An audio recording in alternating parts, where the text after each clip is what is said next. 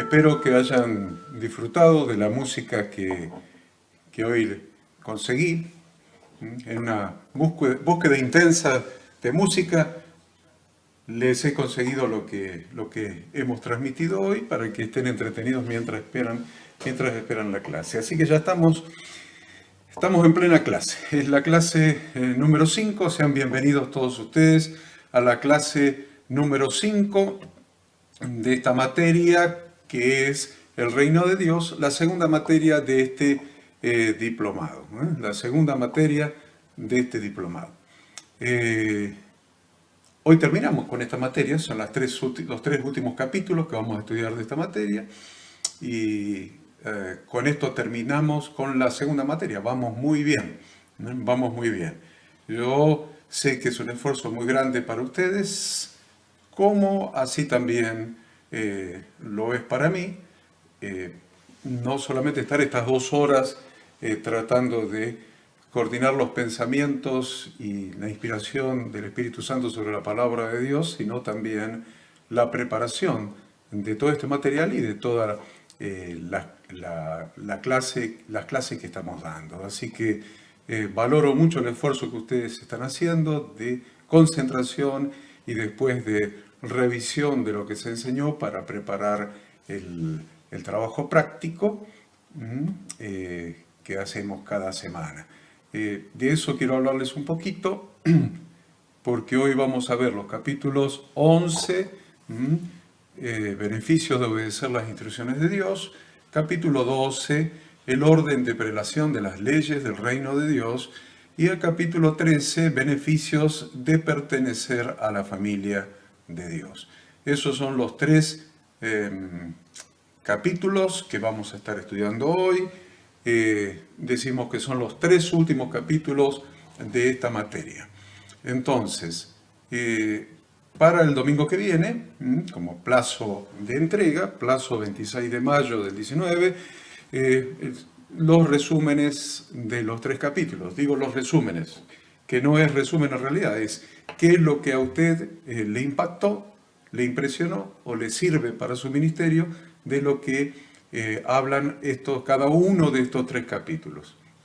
Recuerden que pueden escribir 10, 15 renglones en relación con cada uno de los 3 capítulos. O sea, escriben del 11, 10, 15 renglones, 20, lo que ustedes consideren necesario. ¿Qué es lo que a ustedes les impactó? ¿Qué es lo que te impactó de lo que hemos enseñado, lo que te sirve para el ministerio, lo que aprendiste en la enseñanza de ese capítulo? Después pasan al siguiente, al 12, lo mismo, al 13, lo mismo.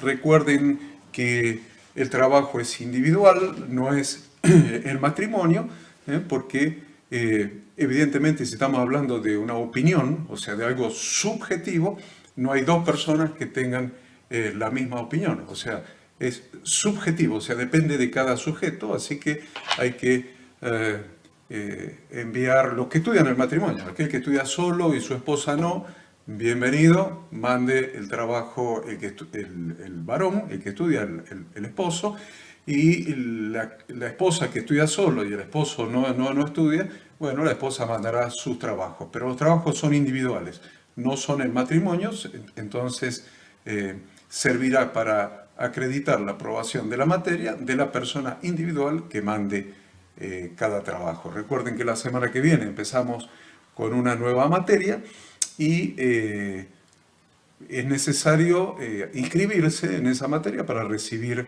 el trabajo. Así que comuníquese con Ada y inscríbase en la nueva materia para que le podamos mandar el material de estudio de la nueva materia. Es necesario inscribirse en cada materia, ustedes ya lo saben. Esto es reiterativo, pero para recordarles que es necesario que se inscriban en la nueva materia para recibir el trabajo práctico. La otra cosa, a ver, el tema de esta materia. El gran tema de esta materia es, todavía, hasta hoy, el verdadero arrepentimiento bíblico, la verdadera fe bíblica y la Torá de Yahweh Dios. Estamos hablando justamente del último de los temas, hablando de la Torá de Yahweh nuestro Dios. Ese es el tema que nosotros estamos desarrollando en esta materia, y vamos a comenzar inmediatamente entonces con el desarrollo del capítulo 11.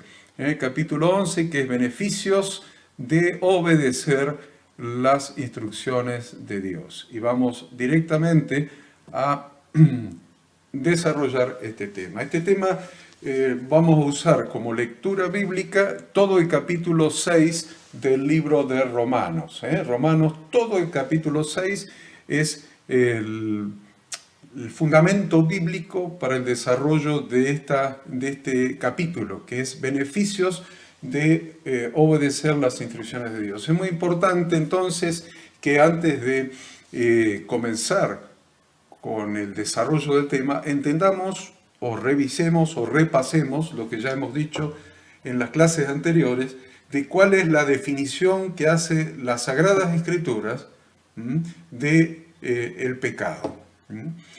¿Cómo definen las Sagradas Escrituras el pecado? ¿Definición de pecado?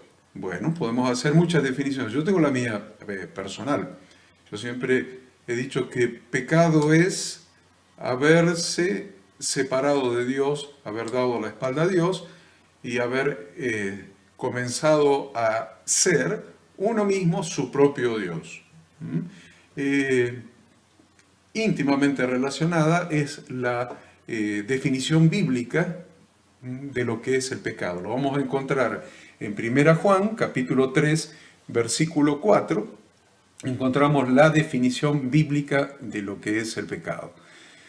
1 Juan 3:4 dice: todo el que practica el pecado, practica también la infracción de la ley, pues el pecado es infracción de la ley.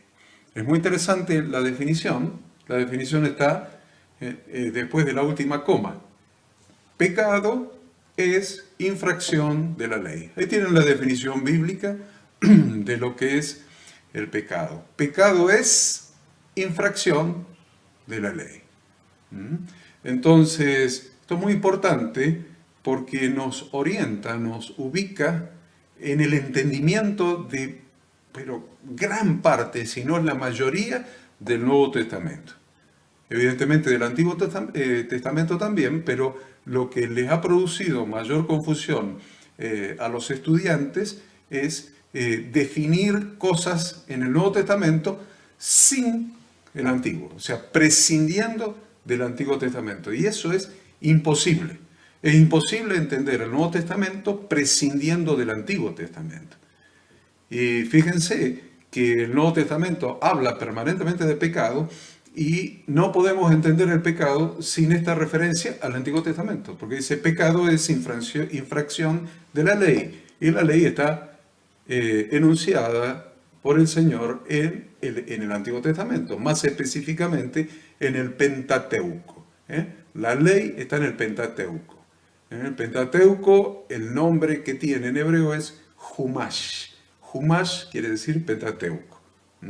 La Torah está incluida en el Humash, o sea, la instrucción de Dios, porque Torah significa instrucción de Dios, la instrucción de Dios está incluida en el Pentateuco. Entonces decimos, la Torah de Dios está en el Pentateuco. Entonces, eso que se denomina Torah, es traducido en el Nuevo Testamento generalizando, porque pasó por el idioma griego, por la palabra nomos, que quiere decir norma, quiere decir ley, es traducida en todo el Nuevo Testamento como ley. Pero si nosotros entendemos que esa palabra ley, que es una palabra rígida del Imperio Romano, te dice griego, sí, del griego, pero la palabra ley, nomos, era la norma en el Imperio Romano. El que quebrantaba la norma era ajusticiado a morir. La justicia era, o la condena era, la muerte. Por eso la palabra ley la traducción no es demasiado feliz porque siempre se relaciona con una ley condenatoria.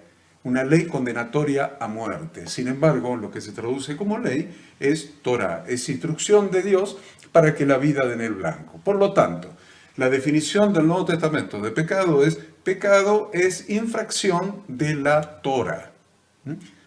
Pecado es infracción de la Torah de Dios. Pecado es infracción de la instrucción de Dios para que nuestra vida den el blanco. Teniendo la definición bíblica de 1 Juan 3:4, podemos leer todo el capítulo 6 del libro de los Romanos y nos va a quedar muchas cosas en claro si, parafraseando, reemplazamos la palabra pecado por infracción de la Torah. Dijimos infracción de la ley, infracción de la Torah. Y miren qué interesante que se pone. Ya, si nosotros leemos correctamente el capítulo 6 de Romanos, reemplazando la palabra pecado con la definición que da la Biblia sobre pecado, nos va a quedar ese capítulo 6 de Romanos perfectamente claro, no nos va a quedar ninguna duda. Lo voy a hacer ese ejercicio, me va a llevar un poquito de tiempo, no es pérdida de tiempo, simplemente es pedagógico, es para que usted entienda, qué es lo que verdaderamente significan las palabras en las Sagradas Escrituras. Si no estamos relativizando, pensamos que pecado es cualquier cosa menos lo que Dios piensa que es pecado. Lo repito esto, pensamos que pecado es cualquier cosa menos lo que Dios dice que es el pecado.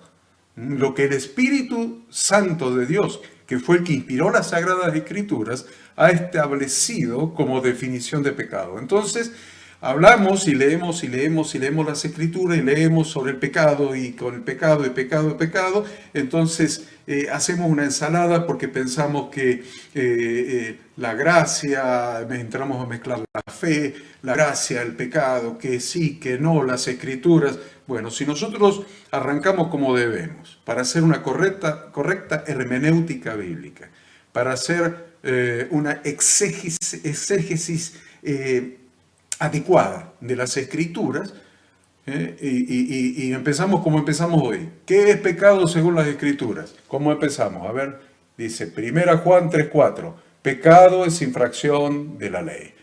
Pecado es infracción de la instrucción de Dios. Pecado es infracción de la Torah de Dios. Entonces voy a leer el capítulo 6 de Romanos, reemplazando la palabra pecado, cada vez que aparece, usted tiene su Biblia ahí, cada vez que aparece la palabra pecado, yo voy a hacer infracción de la Torah.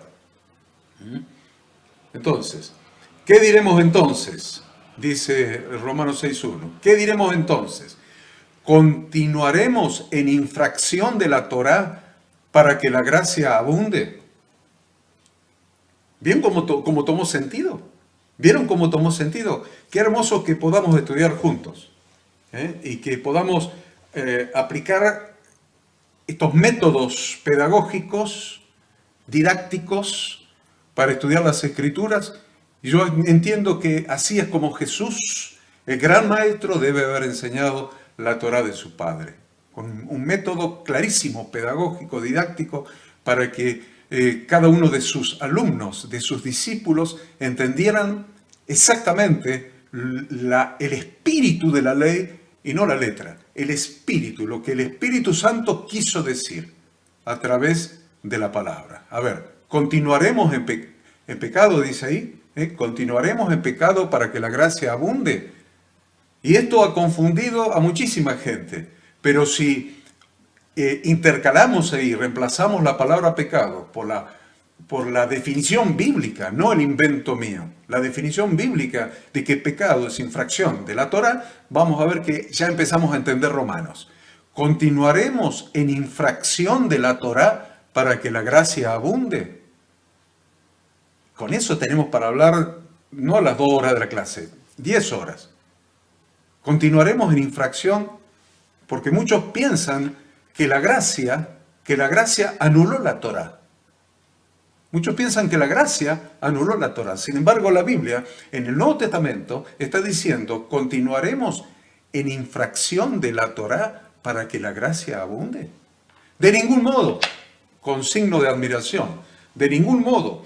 nosotros que hemos muerto a la infracción de la Torá, ¿cómo viviremos aún en la infracción de la Torá? ¿O no sabéis que todos los que hemos sido bautizados en Cristo Jesús, hemos sido bautizados en su muerte? Por tanto, hemos sido sepultados con Él por medio del bautismo para muerte, a fin de que como Cristo resucitó de entre los muertos por la gloria del Padre, así también nosotros andemos en novedad de vida, en vida nueva. Porque si hemos sido unidos a Él en la semejanza de su muerte, ciertamente lo seremos también en la semejanza de su resurrección. Sabiendo esto, que nuestro viejo hombre, miren esto, que lo que es la resurrección en Cristo, sabiendo esto, que nuestro viejo hombre fue crucificado con Él, para que nuestro cuerpo de infracción a la Torá fuera destruido, a fin de que ya no seamos esclavos de la infracción de la Torá. Porque el que ha muerto ha sido libertado de la infracción de la Torá. Y si hemos muerto con Cristo, creemos que también viviremos con Él, sabiendo que Cristo, habiendo resucitado de entre los muertos, no volverá a morir. Ya la muerte no tiene dominio sobre Él. Porque en cuanto Él murió a la infracción de la Torá. Interesante. Porque en cuanto Él murió a la infracción de la Torá de una vez para siempre. Pero en cuanto vive para Dios. Así también vosotros, consideraos muertos para la infracción de la Torá, pero vivos para Dios en Cristo Jesús. Por tanto, no reine, miren qué interesante el versículo 12. Por tanto, no reine la infracción de la Torá en vuestro cuerpo mortal para que no obedezcáis sus lujurias, ni presentéis los miembros de vuestro cuerpo a la infracción de la Torá como instrumentos de iniquidad, sino presentaos vosotros mismos a Dios como vivos de entre los muertos y vuestros miembros a Dios como instrumentos de justicia. Porque la infracción de la Torá no tendrá dominio sobre vosotros, pues no estáis bajo la ley, no estáis bajo la condenación de la Torá, sino bajo la gracia. Versículo 15. Entonces, ¿qué? ¿Infringiremos la Torá? ¿Quebrantaremos la Torá? Porque no estamos bajo la maldición de la Torá, sino bajo la gracia. De ningún modo. De ningún modo vamos a quebrantar la Torá. A ver, otra vez. Entonces, ¿qué dice? ¿Quebrantaremos, infringiremos la Torá porque no estamos bajo la maldición de la Torá, sino bajo la gracia? De ningún modo. ¿Vieron cómo está ahí con signos? De ningún modo. ¿No sabéis que cuando os presentáis a alguno como esclavos para obedecerle, ¿para qué? Para obedecerle. ¿A qué? A la Torá. ¿Os presentáis a alguno como esclavos para obedecerle? ¿Sois esclavos de aquel a quien obedecéis, ya sea de la infracción de la Torá para muerte? Ahí está la condenación, ¿ves? Eso de estar bajo la condenación de la Torá. Dice, ya sea de la infracción de la Torá para muerte o de la obediencia para justicia. ¿Obediencia a qué? A la Torá de Dios. Pero gracias a Dios que aunque erais esclavos de la infracción de la Torá, os hicisteis obedientes de corazón a aquella forma de enseñanza a la que fuisteis entregados. Y habiendo sido libertados de la infracción de la Torá, ¿vieron el versículo 18? Nunca lo habían entendido así, ¿no? Habiendo sido libertados de la infracción de la Torá. Habiendo sido libertados de la infracción de la Torá, os habéis hecho siervos de la justicia. Hablo en términos humanos por causa de la debilidad de vuestra carne, porque de la manera que presentasteis vuestros miembros como esclavos a la impureza y a la iniquidad, para iniquidad, así ahora presentad vuestros miembros como esclavos a la justicia para santificación. Porque cuando erais esclavos de la infracción de la Torá, erais libres en cuanto a la justicia. ¿Qué fruto teníais entonces en aquellas cosas de las cuales ahora os avergonzáis? Porque el fin de esas cosas es muerte. Pero ahora, habiendo sido libertados de la infracción de la Torá y hechos siervos de Dios, tenéis por vuestro fruto la santificación y como resultado la vida eterna. Porque la paga de la infracción de la Torá es muerte, pero la dádiva de Dios es vida eterna en Cristo Jesús, Señor nuestro. Yo les propongo a todos los estudiantes que están ahí escuchando esta clase, participando de esta clase, que hagan este ejercicio. Lo vuelvan a hacer, después tranquilo. Tome el capítulo 6 y reemplace la definición de 1 Juan 3:4. Pecado es infracción de la Torá. Pecado es infracción de la ley. Y reemplace, si les gusta poner pecado es infracción de la Torá o de la ley, como le guste más. Porque sonaría lindo también como infracción de la ley. Ahora, ¿qué diremos entonces? ¿Continuaremos en infracción de la ley para que la gracia abunde? Suena lindo también, no se preocupe que no es un juego psicológico lo que estoy haciendo. Estoy simplemente reemplazando la palabra pecado por la definición bíblica de lo que es pecado. Pecado es infracción de la ley o pecado es infracción de la Torá. Es más suave, porque Torá significa instrucción de Dios. Entonces, es muy interesante porque en la promesa que Dios le hace a Isaac, ¿se acuerdan cuando estaba Isaac en Gerar? Llama mucho la atención lo que le dice en relación con su padre, con Abraham. Le dice, multiplicaré tu descendencia. ¿A quién? A Isaac. Multiplicaré tu descendencia como las estrellas del cielo y daré a tu descendencia todas estas tierras y todas las naciones de la tierra serán benditas en tu simiente. ¿Pero por qué le va a dar toda esa bendición? Por el papá, por Abraham. Por cuanto oyó Abraham mi voz y guardó mi precepto, mis mandamientos, mis estatutos y mis leyes. ¿Por qué Isaac iba a recibir la bendición? Porque Abraham había prestado atención. Esta es muy importante, dice, por cuanto oyó Abraham mi voz. Eso significa por cuanto Abraham prestó atención, prestó la debida atención a mi voz. ¿Y qué es lo que le reclamaba mi voz? Que guardara mis preceptos, mis mandamientos, mis estatutos y mis leyes. Y hizo eso. ¿Y cómo? La pregunta que les hago, ¿cómo puede haber guardado? A ver, ¿qué era el precepto? Era mi precepto, los mandamientos de Dios, los estatutos de Dios y las leyes de Dios. Abraham, si todavía Moisés no había nacido y todavía no había ley de Dios escrita. ¿Cómo puede ser? 400 años después, recién Dios dio la ley a través de Moisés. Es muy importante eso porque la ley de Dios ya estaba dada. Ya estaba dada.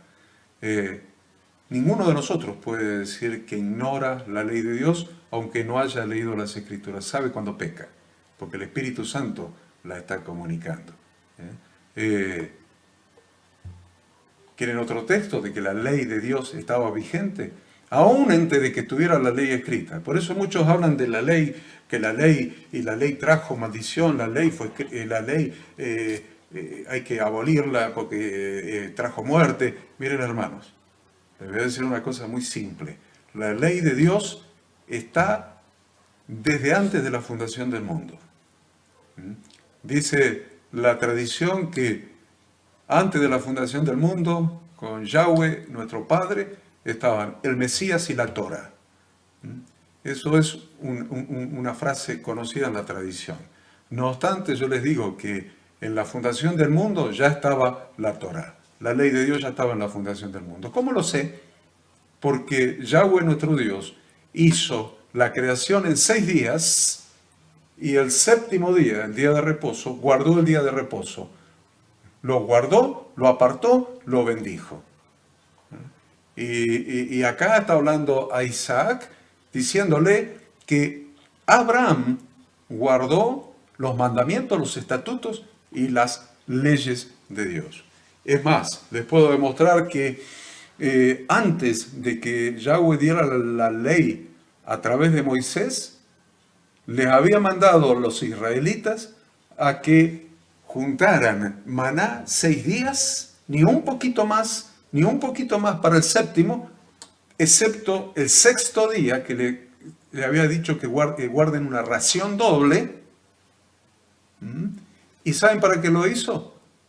Para ver si los israelitas que habían salido de Egipto eran capaces de andar o no en la ley de Dios. Éxodo 16:4 dice, para ponerlos a prueba si andan o no en mi ley. ¿Quiere verificarlo en su Biblia? Éxodo 16:4. Entonces, vamos a leerlo porque ahí relaciona fe con andar en la ley. Fe con andar en la ley. A ver, dice, entonces el Señor dijo a Moisés, aquí haré llover pan del cielo para vosotros, y el pueblo saldrá y recogerá diariamente la porción de cada día para ponerlos a prueba si andan o no en mi ley. Quiere decir que estaba probando la fe. Una porción para cada día, ni un poquito más para el día siguiente. Para probar la fe expresada, la emuná expresada en la dependencia de Dios. La dependencia de Dios para la provisión. Eso Dios le llama andar en su ley. Porque siempre la vida vino por la fe. Y no por el cumplimiento de la ordenanza escrita, porque todavía no estaba la ordenanza escrita. La vida siempre vino por la fe. Pero viviendo por fe es automático que andemos en la ley de Dios, porque es su consecuencia natural. Por eso Habacuc dice, mas el justo por su fe vivirá. ¿Qué tiene que ver justicia con fe? El que tiene fe, el que tiene verdadera fe bíblica, va a andar en los mandamientos, en las ordenanzas, en los estatutos, en las leyes de Dios. Es la consecuencia natural de la verdadera fe bíblica. Ahora nosotros, queridos pastores, queridos líderes, servidores, hermanos que quieren servir al Señor, en nuestra condición de portavoces de Dios, cada uno de nosotros es un profeta, es un portavoz de Dios. Y es nuestra obligación enseñar el camino en que las personas que vienen a Cristo, que vienen al reino de Dios, el camino en que deben andar y la obra que deben realizar. Es muy importante esto. Cada uno de nosotros debemos enseñar dos cosas. El camino en que deben andar y la obra que deben realizar. Éxodo 18:20 le va a decir, y enséñales los estatutos y las leyes, y hazles saber el camino en que deben andar y la obra que han de realizar. ¿Vieron que no lo inventé yo? Lo tiene en Éxodo 18:20. Enséñales, pastor, líder,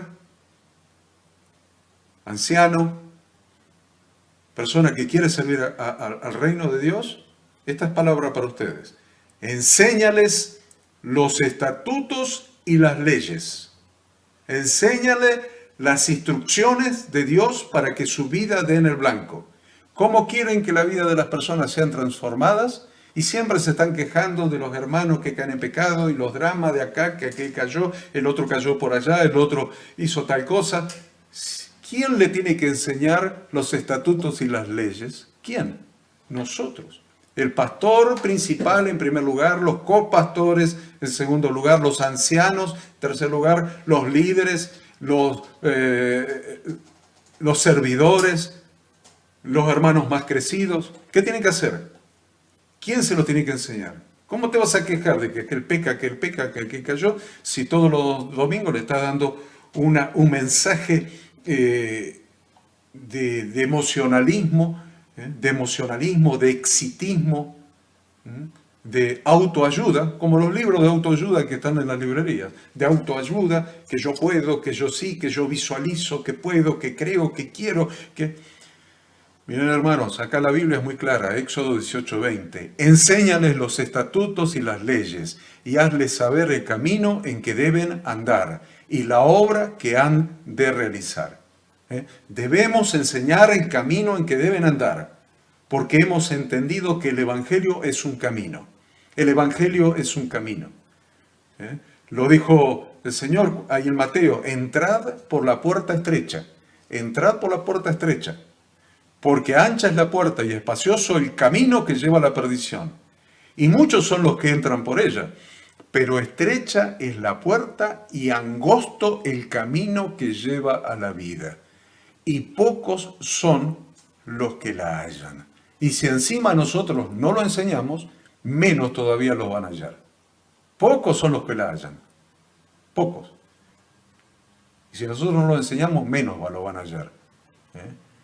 Ese camino angosto que lleva a la vida. No piensen que el libertinaje excusado en la gracia de Dios, el libertinaje que se escuda, que se mete atrás, que se esconde detrás de la gracia de Dios, lleva a la vida. Ese libertinaje lleva a la muerte. Ya lo entendemos leyendo Romanos capítulo 6. Ese libertinaje lleva a la muerte. ¿Por qué? Angosto es el camino que lleva a la vida y pocos son los que hallan esa vida. ¿Vieron? Camino. Hechos 9 también, Saulo respirando aún amenazas y muerte contra los discípulos del Señor, vino al sumo sacerdote y le pidió cartas para las sinagogas de Damasco a fin de que se hallase algunos hombres o mujeres de este camino, los trajese presos a Jerusalén. ¿Ven que cobra sentido Éxodo 18:20? Que nunca vamos a entender el Nuevo Testamento si no arrancamos con la hoja 1 de la Biblia, Génesis 1. Miren si no cobra sentido después de esto. Y enséñales los estatutos y las leyes y hazles saber el camino en que deben andar y la obra que han de realizar. Esa es nuestra responsabilidad. Ese es nuestro ministerio pastoral, nuestro ministerio sacerdotal. Ese exactamente. Entonces, debemos entender dos cosas. No se nos pueden escapar estas dos cosas. Primero, que la puerta de entrada a ese camino es Jesucristo. Es la puerta de entrada a ese camino. Jesús dijo, yo soy la puerta. El que por mí entrare será salvo, y entrará y saldrá y hallará pastos. Jesucristo es el camino, es la puerta de entrada a ese camino. Y la segunda cosa es que es nuestra responsabilidad enseñar a la gente que entra en ese camino cuáles son las instrucciones de Dios para caminar por él y llegar a la vida. ¿Cuáles son las instrucciones de Dios para caminar por ese camino y llegar a la vida? Porque si no enseñamos a las personas las instrucciones de Dios para caminar por este camino, los estamos condenando a seguir viviendo una vida miserable, perdiendo la posibilidad de recibir todo tipo de bendiciones de parte de Dios. Por más que en las predicaciones digamos, crea y va a recibir, tenga fe y va a recibir, crea, visualice con fe, crea, pobre gente, se va a gastar la vida creyendo cosas fantasiosas y fábulas, pero nunca va a alcanzar la bendición porque nunca le enseñamos el camino que lleva a la vida. Y el camino que lleva a la vida son las instrucciones de Dios para que la vida dé en el blanco. No sé, vamos a Deuteronomio 28. Tantos hermanos se levantan de madrugada a rezar Deuteronomio 28. Miren, Deuteronomio 28, 1 y 2. Y sucederá que si obedeces, no me diga. Y sucederá que si obedeces diligentemente al Señor tu Dios, ni siquiera obedeces diligentemente. Y sucederá que si obedeces diligentemente al Señor tu Dios, cuidando de cumplir todos sus mandamientos que yo te mando hoy, el Señor tu Dios te pondrá en alto sobre todas las naciones de la tierra.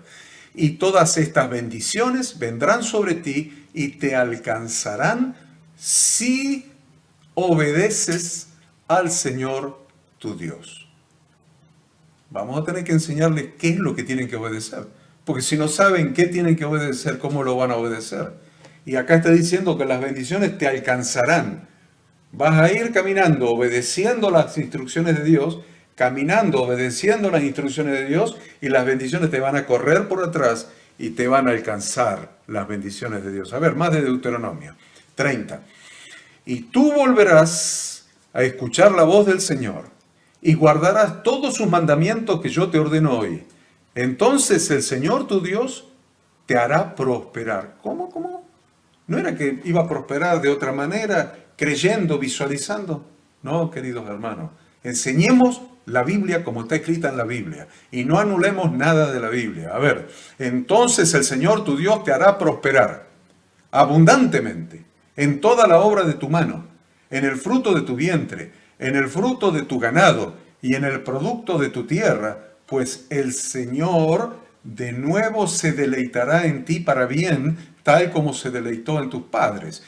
Si, versículo 10, si obedeces a la voz del Señor tu Dios, guardando sus mandamientos y sus estatutos que están escritos en este libro de la ley, en este libro de la Torá, y si te vuelves al Señor tu Dios con todo tu corazón y con toda tu alma, se hace teyubá, retorno, te vuelves al Señor tu Dios con todo tu corazón y con toda tu alma.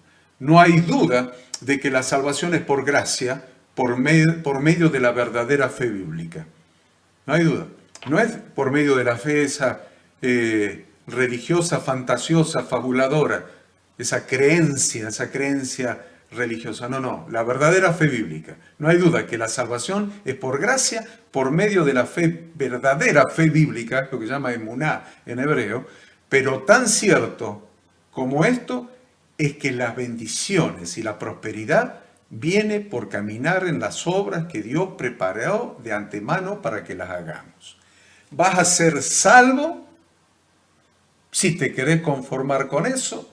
Vas a ser salvo y vas a estar todos los domingos llorando en la congregación para que el pastor te ponga la mano encima y te bendiga, te ore, te dé un poco más de aliento, porque la bendición nunca te va a alcanzar. La única manera de que te alcancen la bendición, las bendiciones y la prosperidad, es que camines en las obras que Dios preparó de antemano para que las hagamos. Lo dice Efesios 2:10, que ya lo hemos leído varias veces. Porque somos hechura suya, creados en Cristo Jesús para hacer buenas obras, las cuales Dios preparó de antemano para que anduviéramos en ellas. Y este es un tema clave. Voy a agarrar esta toracita que está acá. Esta toracita blanca me sirve porque es chiquita, para que usted entienda esto. Le voy a dar un ejemplo, para que usted lo entienda. Esta toracita, esta Torá de Dios, estas instrucciones de Dios. Si decimos que la Torá son las instrucciones de Dios, para nosotros la Torá empieza en la hoja 1 y termina en la última. Que no le voy a decir qué número es, porque depende de la Biblia que usted tenga. Vamos a hacerlo diferente, se lo voy a decir diferente. Esto es pedagogía, así que esto es didáctica, se lo voy a hacer como un maestro. La Torá de Dios empieza acá, en esta etapa, y termina en esta etapa. De esta etapa hasta esta etapa es la Torá de Dios. De esta etapa hasta... Porque Torá, ¿qué quiere decir? Instrucción de Dios para que la vida dé en el blanco. Instrucción de Dios para que la vida dé en el blanco. Empieza de acá y termina hasta acá. Esta es la instrucción de Dios para que mi vida y tu vida den el blanco. Pero dice la Escritura que esta instrucción de Dios es un testigo. Es un testigo. Qué interesante. Testigo es el que dice, yo vi al delincuente delinquir. Es un testigo. Lo llaman, el juez lo llama, lo cita. Si es un tribunal, el tribunal lo cita y se presenta ante el tribunal y llaman al testigo y el testigo dice, sí, yo vi a ese delincuente, yo lo vi delinquir. No estoy definiendo qué delito, estoy diciendo delito. Yo vi que ese delincuente estaba delinquiendo, estaba cometiendo ese delito, estaba rompiendo la ley, estaba quebrantando la ley. Dios puso un testigo de nuestra vida, un testigo de nuestro obrar. Si decimos que estamos caminando en la fe y viviendo como el justo que vive por la fe, hay un testigo que está mirándonos para dar testimonio de si esa vida está ajustada a la instrucción de Dios o no está ajustada a la instrucción de Dios. Es un testigo que Dios ha puesto para testificar si es verdad o no es verdad que estamos caminando de acuerdo a las instrucciones de Dios, de acuerdo a la Torah, o si seguimos caminando como antes. Este es el testigo. Este es el testigo. Ustedes lo van a encontrar en Deuteronomio 31:26. Dice así, preste atención a esto. Presten atención. Ahí el mate, déjalo un cachito ahí. Preste atención. Dice Deuteronomio 31:26. Tomad este libro de la ley, tomad este libro de la Torá, tomad este libro de la Torá, así dice en hebreo, tomad este libro de la Torá y colocadlo junto al arca del pacto del Señor vuestro Dios, para que permanezca allí como testigo contra vosotros. Deuteronomio 31:26, no lo he inventado. Tomad este libro de la Torá de Dios, este libro de la ley. Colocadlo, ¿dónde? Junto al arca del pacto del Señor vuestro Dios, donde está la misma presencia de Dios en el arca, entre los dos querubines. Ahí está la Shekinah, la presencia misma de Dios. Ahí, al lado del arca, ahí al lado de la presencia de Dios, colocad este libro de la Torá, para que permanezca allí como testigo contra vosotros. Este testigo está siempre allí cuando entramos al lugar santísimo. Muchos están muy contentos porque dicen que cuando Jesús entregó su espíritu al Padre, el velo del templo se rasgó de arriba hacia abajo, o sea, el velo que separaba el lugar santo del lugar santísimo, y nos permitió el libre acceso a la presencia de Dios. Perfecto, me encanta. Lo felicito a ustedes, me felicito a mí mismo. Pero cuando entres a la presencia de Dios, vas a tener este testigo al lado de la presencia de Dios. Este es el testigo que va a estar ahí al lado. Lo dice ahí. Al lado del arca del pacto, de la misma Shekinah, de la presencia de Dios, está este testigo, que va a decir si realmente estamos ajustándonos al testigo o no estamos ajustándonos. La Torá, es decir, las instrucciones de Dios para la vida, para la bendición, para la prosperidad, será testigo contra nosotros durante todo nuestro transitar a lo largo de este camino y en el juicio ante el tribunal de Cristo. Por eso leíamos en Romanos, ¿qué pues diremos? Entonces, ¿continuaremos en infracción a la Torá para que la gracia abunde? De ninguna manera, porque hemos muerto a la infracción de la Torá. Hemos muerto a la infracción de la Torá. Esta es la buena noticia del Evangelio, que el Señor nos ha dado nueva vida en Cristo. El Padre nos ha dado nueva vida en Cristo y esa nueva vida incluye la capacidad de cumplir su Torá. Esa nueva vida en Cristo, porque hemos muerto a un cuerpo que no podía ajustarse a la Torá, pero hemos nacido con una nueva naturaleza en Cristo, con la posibilidad de sí ajustarse a la Torá. Por eso Jeremías 31:31 o 33 directamente, que dice que en aquellos días Dios iba a hacer un pacto con la casa de Israel. ¿Y cuál es el pacto? Pondré mi ley dentro de ellos y sobre sus corazones la escribiré, y yo seré su Dios y ellos serán mi pueblo. Ezequiel 11 también dice algo parecido. Ezequiel 11 dice, y les daré un corazón y un espíritu nuevo pondré dentro de ellos, y quitaré el corazón de piedra del medio de su carne, y les daré un corazón de carne, para que anden en mis ordenanzas. ¿Para qué?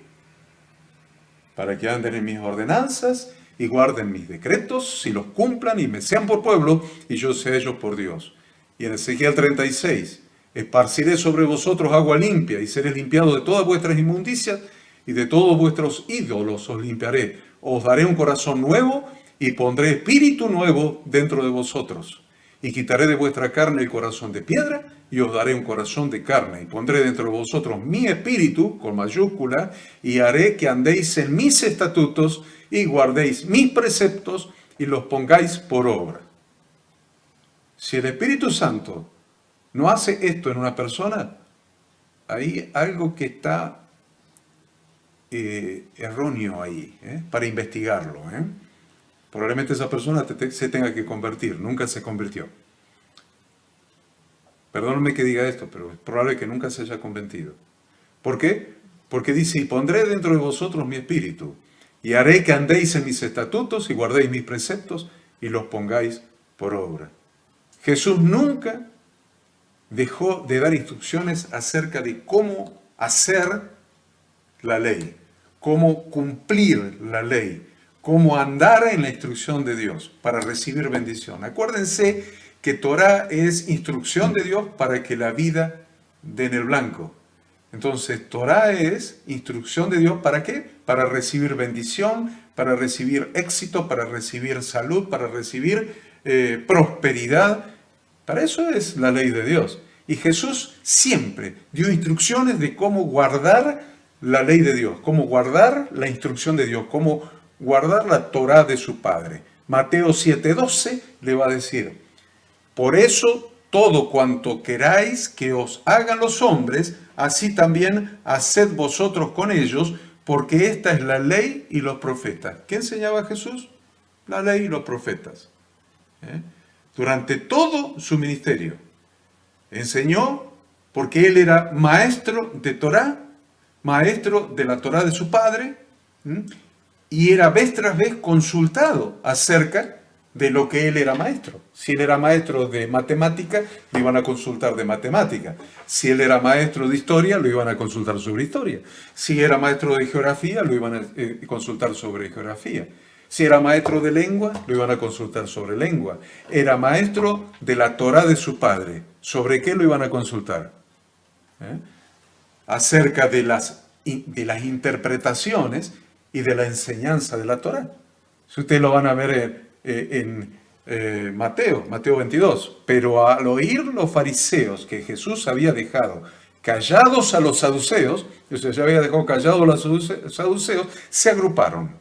Y uno de ellos, intérprete de la ley, para ponerle a prueba le preguntó, Maestro ¿de qué? Nunca se preguntaron maestro de qué, sino maestro, y hay tantos coros, tantos himnos, tantas canciones, maestro, al maestro vengo y qué sé yo cuántas cosas. ¿Maestro de qué? ¿Maestro de qué? Maestro del Nuevo Testamento, si no estaba escrito. ¿Maestro de qué? Maestro de la Torá de su padre. Por eso en el versículo 36 le dice, este intérprete, este exégeta de la ley le dice, Maestro, ¿cuál es el gran mandamiento de la ley? ¿Sobre qué le pregunta? Es muy importante esto, porque si no entendemos esto, no hemos entendido el Evangelio. No hemos entendido el Evangelio. Tenemos que empezar a entender el Evangelio, si somos servidores de Dios. Maestro, ¿cuál es el gran mandamiento de la ley? ¿Por qué le pregunta cuál es el mandamiento de la ley? ¿Por qué no le preguntó cómo era la regla de 3 simple? ¿Por qué no le preguntó sobre el teorema de Pitágoras? ¿Por qué no era maestro de matemática? ¿Sobre qué le preguntó? Este exégeta de la ley, este intérprete de la ley, ¿sobre qué le preguntó? Sobre la ley, porque era maestro de ley, era maestro de la Torá de su padre. Miren lo que le dijo. Maestro, ¿cuál es el gran mandamiento de la ley? Y él le dijo, amarás al Señor tu Dios con todo tu corazón y con toda tu alma y con toda tu mente. Este es el grande y el primer mandamiento, y el segundo es semejante a este, amarás a tu prójimo como a ti mismo. De estos 2 mandamientos se desprenden toda la ley y los profetas. Ahí le demostró que no era solamente maestro de Pentateuco, era maestro de todo el Antiguo Testamento, la ley y los profetas. Jesús vino a anunciar la buena noticia de que por medio de él podemos entrar en el reino de Dios y ajustarnos a la voluntad del Padre. Esa es la buena noticia. Por medio de Jesucristo podemos entrar al reino de Dios y ajustarnos a la voluntad de su Padre. Por eso Juan 1:17 dice, porque la ley fue dada por medio de Moisés, pero la gracia y la verdad fueron hechas realidad por medio de Jesucristo. La verdadera fe bíblica que nos justifica y nos da vida eterna, de ninguna manera anula la ley, de ninguna manera anula la Torá de Dios, sino que la confirma. Romanos 3:31. ¿Anulamos entonces la ley por medio de la fe? ¿Anulamos entonces la ley por medio de la fe? De ningún modo. Al contrario, confirmamos la ley. Voy a cambiar ley por Torá, a ver. ¿Anulamos entonces la Torá de Dios por medio de la fe?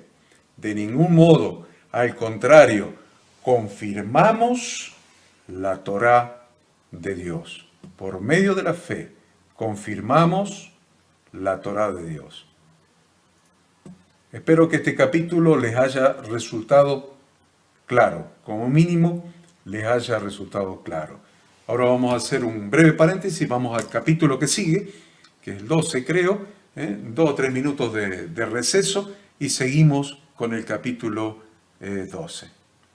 Capítulo 12, el orden de prelación de las leyes del reino de Dios. Bien, ya estamos entonces en el capítulo 12. Vamos directamente al tema. El orden de prelación de las leyes del reino de Dios. Vamos derecho al tema.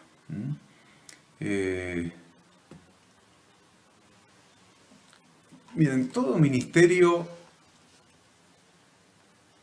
como habíamos estudiado en la materia Introducción al Ministerio, todo ministerio debería comenzar definiéndose a sí mismo si es de Dios o es de los hombres. ¿Se acuerdan? Como le preguntó Jesús a los fariseos, ¿el ministerio de Juan era de Dios o de los hombres? Lo primero que tenemos que definir ¿es del cielo o de los hombres? Y fue linda el capítulo ese que tratamos, si el ministerio era de Dios o de los hombres. Pero en realidad fue lindo, pero les voy a decir algo más al respecto. Algo más al respecto.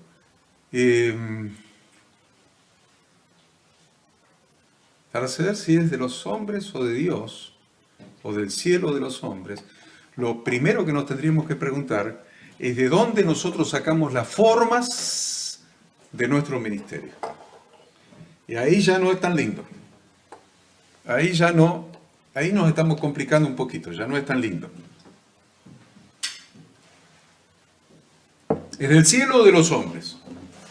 ¿Es de Dios o de los hombres? ¿Es del Espíritu Santo o de los hombres? Fácil. Fácil.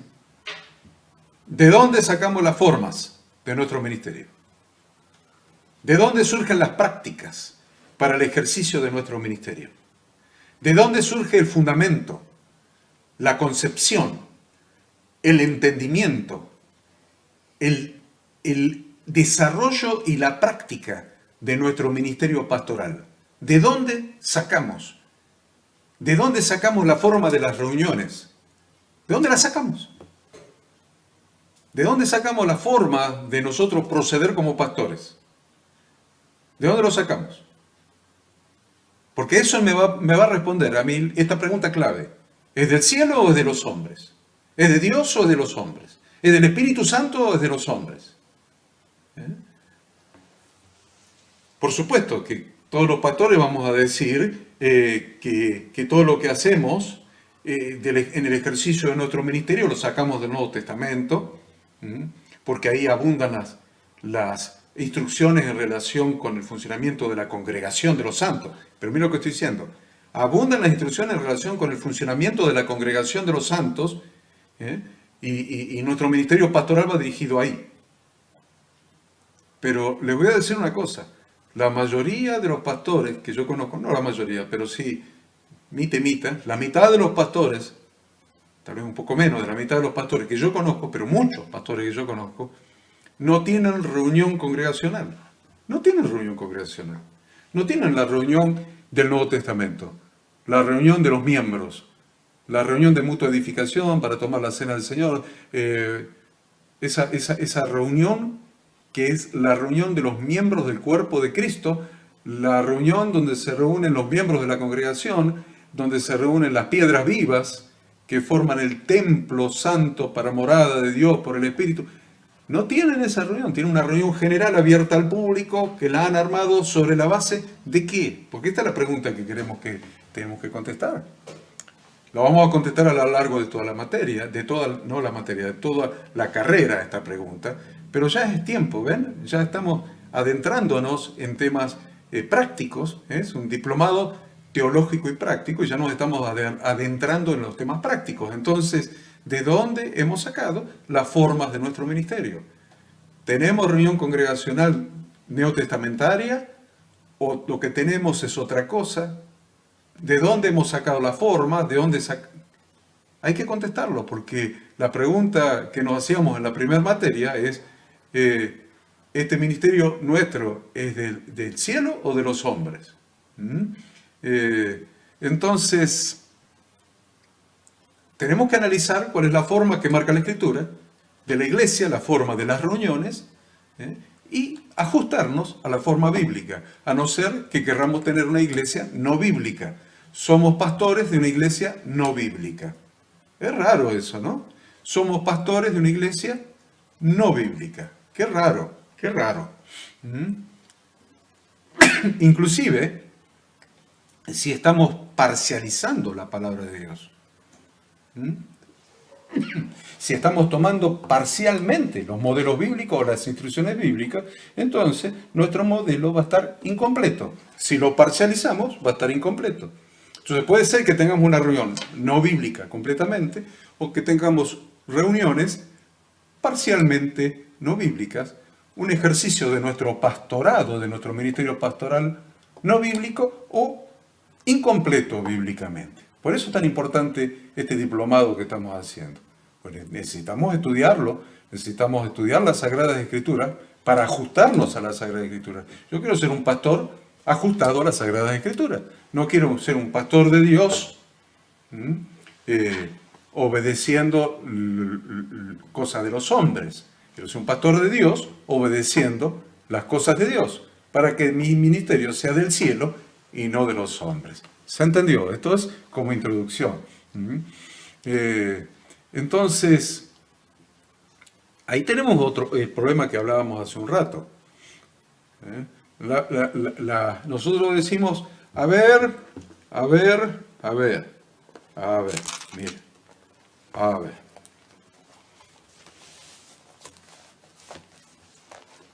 mire, ¿ven? Este es lo que se llama tradicionalmente el Antiguo Testamento. Esto es lo que tradicionalmente se ha denominado el Nuevo Testamento. ¿Cuál es más grande de los dos? ¿Cuál es más grande de los dos? ¿Este o este? Entonces, nosotros entendemos que la congregación de Dios se formó en el Nuevo Testamento. ¿Saben por qué entendemos que la congregación se formó en el Nuevo Testamento? Porque no leemos y no hemos estudiado debidamente el Antiguo Testamento. Salvemos algún salmo, algunos proverbios, algún tema de Isaías o de Jeremías, algo de Génesis. A muchos le decimos que busquen Habacuc y no saben dónde encontrarlo. Oseas, no saben dónde encontrarlo. Entonces, nosotros decimos, no, la congregación de Dios, o vamos a estudiar el Nuevo Testamento está en la forma porque se formó en el Nuevo Testamento. La verdad es que la primera vez que aparece en la Biblia la palabra congregación, la primera vez que aparece en la Biblia la palabra congregación, está acá. Acá, miren dónde. Acá. En Éxodo. En Éxodo aparece por primera vez la palabra congregación. Y eso está en el Antiguo Testamento. Más específicamente en la Torá o en el Pentateuco, en el Humash. Y la verdad que si nosotros estamos dispuestos a negar la palabra de Dios, podemos decir, no, es del Nuevo Testamento. Ahora, si no estamos dispuestos a negar la palabra de Dios, si no estamos dispuestos de ninguna manera a negar la palabra de Dios, debemos entender que la palabra congregación de Dios aparece por primera vez en el libro de Éxodo. Entonces, cada pastor, cada líder, cada servidor y cada miembro de la iglesia que se consideran a sí mismos sacerdotes del Dios Altísimo, deberían poner mucho cuidado en aplicar una hermenéutica correcta a las Sagradas Escrituras, escudriñándola completa, es decir, con el contexto completo, desde el comienzo hasta el final, desde Génesis hasta Apocalipsis. Pues si no, tenemos que arrancar la hoja de 2 Timoteo 3, 16 y 17. Si no escudriñamos la Escritura desde Génesis hasta Apocalipsis, hay que arrancar 2 Timoteo 3, 16 y 17 y tirarla a la hoja. Porque ahí dice, toda la Escritura es inspirada por Dios y útil para enseñar, para redarguir, para corregir, para instruir en justicia, a fin de que el hombre de Dios sea perfecto, enteramente preparado para toda buena obra. Yo podría asustarlos más y les podría decir que cuando el apóstol Pablo le escribió esta carta a Timoteo, a su hijo espiritual, no existía el Nuevo Testamento. Y que cuando dice toda la Escritura es inspirada por Dios y útil para enseñar, para redarguir, para corregir, para instruir en justicia, a fin de que el hombre de Dios sea perfecto, enteramente preparado para toda buena obra, estaba hablando del Antiguo Testamento, estaba hablando de la Torá de Dios y estaba hablando de los profetas y los salmos. Estaba hablando del Antiguo Testamento. Pero se los aseguro, porque no había Nuevo Testamento. Si miramos cuándo se armó el canon del Nuevo Testamento, pasó mucho tiempo después. O sea que cuando el apóstol Pablo está diciendo toda la Escritura es inspirada por Dios y útil para enseñar, para redarguir, para corregir, para instruir en justicia, está hablando del Antiguo Testamento. Quiere decir que si nosotros, para ejercer nuestro ministerio pastoral, nuestro ministerio sacerdotal, no arrancamos en el Antiguo Testamento, estamos teniendo un problema. Estamos dejando afuera lo que parte de lo que fue inspirado por el Espíritu Santo, inspirado por Dios, y estamos dejando afuera parte de lo que es útil para enseñar, para redarguir, para corregir, para instruir en justicia, a fin de que el hombre de Dios sea perfecto, enteramente preparado para toda buena obra. Miren cómo podemos perfeccionar a aquellas personas que Dios puso bajo nuestra cobertura, bajo nuestro abrigo, bajo nuestra responsabilidad, bajo nuestra formación. ¿Cómo podemos formarlos para que sean perfectos? Para que estén enteramente preparados para toda buena obra. Enseñándoles toda la Escritura, porque toda la Escritura está inspirada por Dios y es útil para estas cosas. Una vez que hemos entendido que para que el Espíritu Santo nos ilumine con la revelación de la Sagrada Escritura, debemos escudriñarla sin omitir ni una tilde ni una jota de ellas, lo siguiente que nos debemos preguntar es si las Escrituras tienen algún tipo de orden, de jerarquía. Eso se llama orden de prelación en derecho, orden de prelación de las normas jurídicas. Orden de prelación. ¿Qué quiere decir prelación? Un orden de primacía, de preeminencia, de supremacía, un orden de prioridad. ¿Habrá un orden de prioridad acá adentro? ¿Habrá un orden de prioridad? ¿Habrá algo en las Escrituras que yo diga estas 10 hojas son el preámbulo de la Constitución y el resto se tiene que ajustar a lo que dice el preámbulo? ¿Habrá algo que sea el eje, que sea el que establece, digamos, en una pirámide jurídica, sea el vértice superior de la pirámide y de ese vértice superior dependa toda la estructura, toda la pirámide jurídica? ¿Habrá algo que tenga el mayor orden de primacía? 50 hojas que podamos decir, sobre estas 50 hojas se basa todo el resto del libro. Habrá unas 50 hojas, 100 hojas, 200 hojas, lo que sea, que podamos decir, sobre estas 100, 200 hojas se basa todo el resto del libro, todo el resto de la Torá, todo el resto de las Sagradas Escrituras, todo el resto de la instrucción de Dios. Nosotros hablamos de que toda la Escritura es inspirada por Dios y dijimos que en ese momento era el Antiguo Testamento. En este momento es toda la Biblia.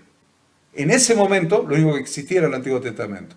En este momento nosotros tenemos toda la Biblia, como toda la Escritura que es inspirada por Dios. ¿Sí? Quiero aclarar eso para que ninguno se confunda y diga que solamente estoy hablando del Antiguo Testamento. No, toda la Biblia es inspirada por Dios y útil, y usted ahí aplica 2 Timoteo 3, 16 y 17.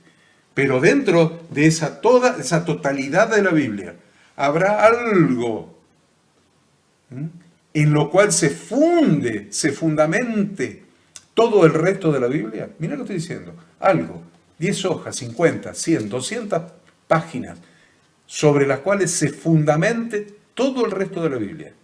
¿Habrá algo? A eso le llamamos orden de prelación dentro de la Biblia. Primacía, acuérdense, preeminencia, supremacía, prioridad. Si bien toda la Escritura es inspirada por Dios a través de su Santo Espíritu, inspirando a los escritores que escribieron lo que el Espíritu Santo les estaba transmitiendo sin omitir y sin torcer nada, escribieron literalmente. De todos modos, en la Biblia existe un orden de autoridad entre las diferentes partes de las Sagradas Escrituras. Existe un orden de autoridad. Y esto es lo que denominamos el orden de prelación de las leyes del reino de Dios. Vamos a ver si lo entendemos así. Vamos a usar como analogía la pirámide jurídica de una empresa, de un país, perdón. La pirámide jurídica de un país. Por ejemplo, de la República Argentina. Cada nación tiene un orden de primacía, de preeminencia, de supremacía, de prioridad, o sea, de prelación de sus leyes. Que está primero, que ocupa el segundo lugar, el tercero, el cuarto, el quinto, etc. Cada nación lo tiene. La Argentina lo tiene. Yo voy a usar el modelo argentino. Es un orden de autoridad legal.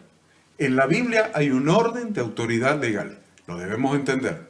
Si no, arrancamos de abajo para arriba o de atrás para adelante.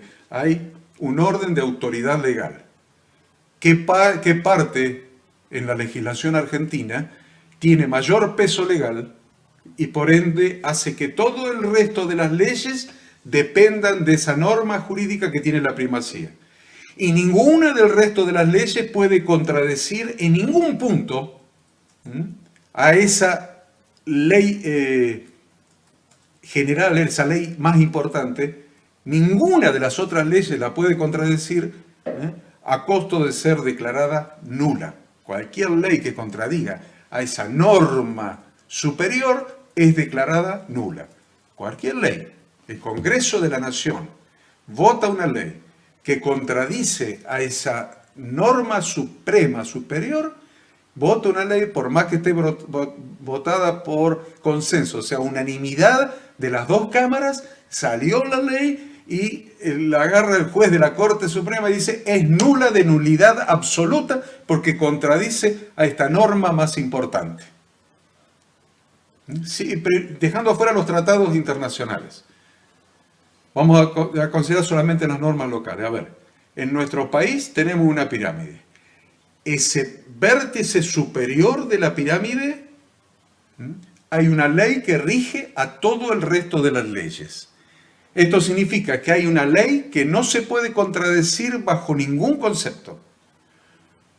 No hay ninguna ley siguiente, ni código, ni nada que pueda refutar, rebatir, impugnar o rectificar esa ley. Ya sean códigos de fondo, como el Código Penal, leyes, decretos, ordenanzas municipales, jurisprudencia, usos y costumbres, ni ninguna otra norma, ya sean de carácter nacional, provincial o municipal. Esa ley principal se llama Carta Magna de la Nación. Carta Magna de la Nación se trata de la Constitución Nacional. La Constitución Nacional es la Carta Magna, es el vértice superior de la pirámide y no hay nada abajo, ninguna otra norma que puede contradecir, ni rectificar, ni corregir, ni refutar, ni rebatir, ni impugnar lo que dice la Constitución Nacional. Entonces, ¿cómo es el asunto? Tenemos esa ley principal y después el resto de las leyes. Ahora, ¿tienen o no tienen valor legal el resto de las leyes de la República Argentina? El Código Penal, la ley penal tributaria, la ley de IVA, la ley de impuesto a la ganancia, las interpretaciones de los jueces, los fallos de los jueces, los usos y costumbres, ¿tienen valor legal o no tienen valor? Sí que tienen valor legal, tienen autoridad legal y son de cumplimiento obligatorio. Todas las leyes de la nación son de cumplimiento obligatorio porque tienen valor legal. Todas las leyes de la nación han sido inspiradas, ¿ven la palabra que estoy usando? Inspiradas por los órganos legislativos correspondientes. También tenemos los decretos reglamentarios dictados por el Poder Ejecutivo para ejecutar las leyes. Luego tenemos la utilización por parte de los jueces que interpretando las leyes las aplican a los casos específicos y crean jurisprudencia.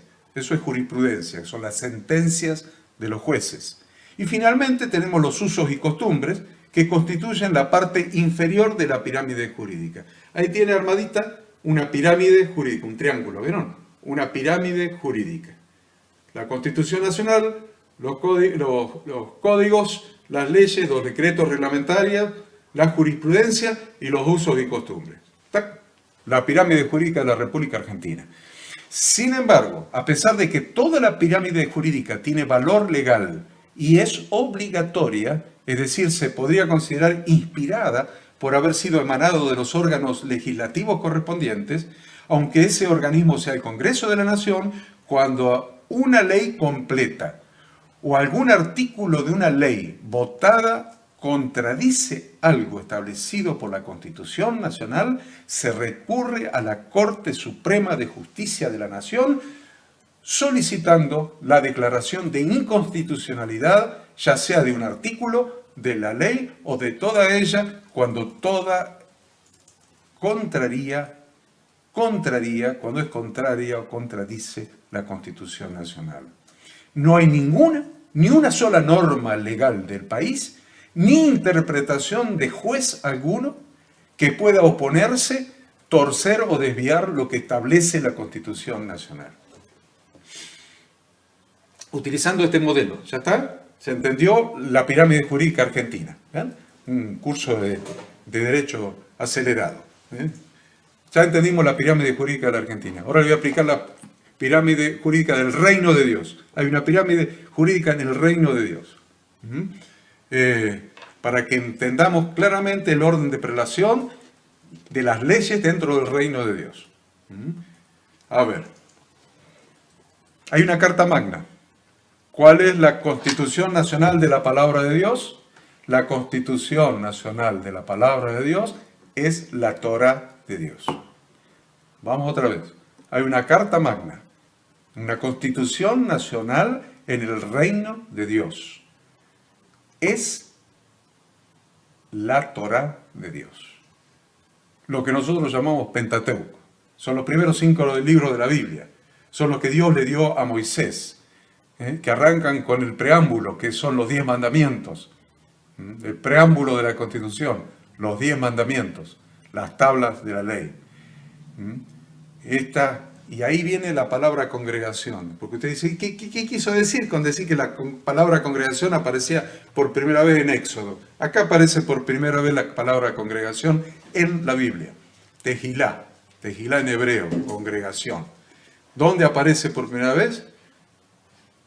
Cuando Dios da la Carta Magna, da la Constitución Nacional da las instrucciones, da la Torá. Dios, Yahweh, Dios da la Torá para regir la vida de su congregación para que dé en el blanco. Ahí es donde aparece la Carta Magna y aparece por medio de la palabra congregación. Son las instrucciones de Dios. La Torá son las instrucciones de Dios para que la vida de su congregación dé en el blanco. Es la Carta Magna de nuestra fe y de nuestra relación con Dios. Es la Carta Magna de nuestra relación con el prójimo y aún con la naturaleza. Es la Constitución Nacional. Es la Torá de Dios. Son las instrucciones de Dios para su congregación, para su pueblo, el cual nosotros también pertenecemos a ese pueblo por la obra redentora de nuestro Señor Jesucristo, consumada en la cruz del Calvario.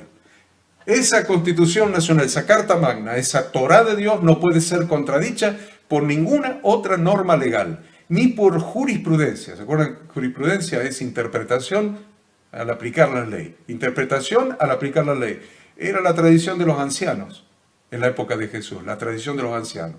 Ninguna otra norma legal, ni por jurisprudencia de los jueces, ni ningún uso, ni ninguna costumbre se le puede oponer.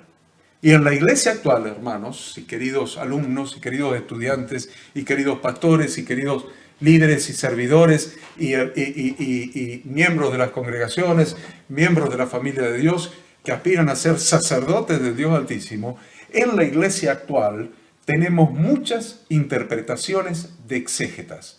Al igual que en la época de Jesús había interpretaciones de los intérpretes de la ley, de los rabinos de la época, de los fariseos de la época, de los ancianos de la época. En la actualidad tenemos en la iglesia actual muchas interpretaciones de exégetas, de intérpretes, y demasiadas normas impuestas por los usos y costumbres. Y si usted se acuerda de la pirámide jurídica, son los dos renglones de más abajo. La jurisprudencia, que son las interpretaciones de los jueces, y los usos y costumbres. Las dos de más abajo. Y eso es lo que más abunda hoy en la iglesia, en la congregación, en la quejilá hoy. De hecho, Jesucristo vino y durante todo su ministerio en la tierra se enfrentó con los escribas y los fariseos porque para ellos sus interpretaciones, sus usos, sus costumbres eran más numerosas e importantes que la Torá de Dios. Eso lo estudiamos, creo que fue la semana pasada que estudiamos eso. Entonces, Jesucristo mismo, el Hijo del Dios viviente, en su condición de rabino de Torá, reconoció la totalidad de las Sagradas Escrituras hasta su tiempo, o sea, todo el Antiguo Testamento, haciendo mención de la totalidad del Antiguo Testamento, en Lucas 24:44. Dice, y les dijo, estas son las palabras que os hablé estando aún con vosotros, que era necesario que se cumpliese todo lo que está escrito de mí en la ley, ahí tiene en la Torá de Moisés, en los profetas y en los salmos. La Torá de Moisés, Pentateuco, la ley de Moisés, Pentateuco, que dice los profetas, lo que nosotros llamamos profetas mayores y menores, y los salmos, que es lo que nosotros llamamos los libros poéticos. Y lo da en el orden en que estaba escrito en la Biblia, en el Antiguo Testamento, en esa época, en la Biblia hebrea. Primero la ley de Moisés, segundo los profetas y tercero los salmos. Y a partir de la revelación del Hijo de Dios como el Mesías de Yahweh, se incorporó en el canon bíblico el Nuevo Testamento como palabra inspirada por Dios. Por consiguiente, la palabra de Dios es la Biblia, completa, que contiene la ley, o sea, la Torá, los profetas, los libros poéticos del Antiguo Testamento, más todo el Nuevo Testamento. Entonces, habiendo explicado esto y entendiendo que la palabra de Dios es la totalidad de la Biblia, ahora podemos realizar la tarea de poner en su correcto orden de prelación todas las instrucciones de Dios. Si decimos que toda la Torá de Dios hoy es todo lo que está acá, toda la instrucción de Dios, bien, vamos a ponerlo en orden, porque tiene que tener un orden. Entonces, vamos a poner en orden todas las instrucciones de Dios, dadas a través de sus leyes, decretos, estatutos, ordenanzas y mandamientos. Si usamos la pirámide jurídica de que hablábamos, vamos a encontrar que la Torá de Dios está en el vértice superior. Acá está la Torá de Dios, porque es la Carta Magna, es decir, la Constitución, de la cual dependen todas las demás normas e instrucciones. O sea que del Pentateuco, que es la pirámide superior, van a depender los profetas, mayores y menores, los libros poéticos y todo el Nuevo Testamento. Entonces, ¿por qué es importante esto para nosotros? Porque nos lleva a entender que ninguna instrucción contenida tanto en los profetas como en los libros poéticos o en el Nuevo Testamento puede estar en contradicción con lo que Dios mismo dio a Moisés en el monte Sinaí. No puede estar en contradicción con la instrucción que Dios le dio para su congregación. Esto es, su reino de sacerdotes y gente santa. Con lo que Dios mismo, porque nada puede estar en discrepancia con lo que Dios escribió con su propio dedo sobre tablas de piedra. ¿A ustedes les parece que sí? ¿Que algo puede estar en discrepancia? ¿Que puede estar en desacuerdo con autoridad jurídica, legal, con lo que Dios escribió con su propio dedo sobre tablas de piedra? Imposible. Éxodo 19, 4 al 6. Vosotros visteis lo que hice a los egipcios y cómo os tomé sobre alas de águilas y os he traído a mí. Ahora, pues, si diereis oído a mi voz y guardareis mi pacto, vosotros seréis mi especial tesoro sobre todos los pueblos, porque mía es toda la tierra, y vosotros me seréis un reino de sacerdotes y gente santa. Estas son las palabras que dirás a los hijos de Israel, le dice Dios a Moisés. Vosotros me seréis, ¿qué? Mi congregación, mi pueblo, un reino de sacerdotes y gente santa. Eso es exactamente lo que estamos construyendo hoy. Exactamente lo que vino a construir, a edificar nuestro Señor, nuestro Redentor Jesucristo. Es lo que vino a edificar. Y es nosotros como pastores delegados por Él, ministros delegados por Él, como estudiábamos en Efesios 4:11, nosotros, como delegados por Él, es lo que estamos construyendo. Un reino de sacerdotes y gente santa. Y la única manera de construir un reino, de edificar un reino de sacerdotes y gente santa, es que estén santo, es apartado para Dios.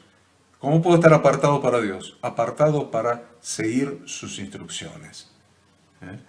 Este es un problema para la religión cristiana actual, porque muchos de sus ministros declaran que